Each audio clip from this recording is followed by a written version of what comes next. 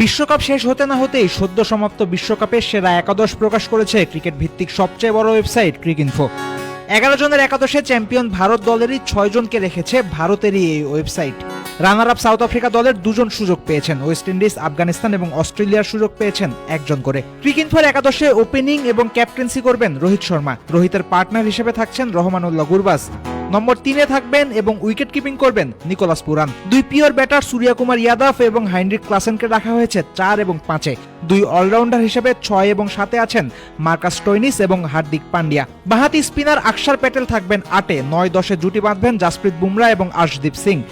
11তম cricketer হিসেবে আছেন Tabraiz Samsi.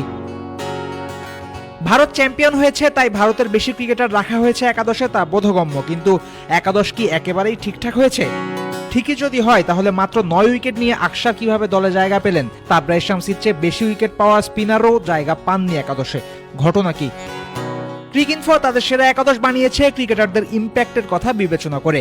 একজন ক্রিকেটার শুধু পারফর্ম করেছেন তেমনটা নয়, বরং ম্যাচে কেমন অবদান রেখেছেন সেটাও দেখেছে ক্রিকইনফো।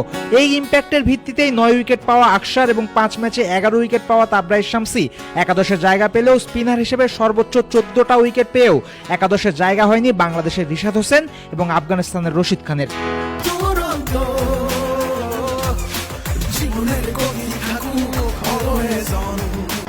তবে এখানেও আছে শুভঙ্করের ফাঁকি। শুধুই যে ইম্প্যাক্ট দেখেছে ক্রিকইনফো তেমন কিন্তু নয়, দেখেছে দলের ব্যালেন্স ঠিক থাকছে কিনা সেটাও। এ কারণে গড়ে ম্যাচ প্রতি 43.8 ইম্প্যাক্ট পয়েন্ট পেয়েও সেরা একাদশে জায়গা পেয়েছেন আশদীপ সিং।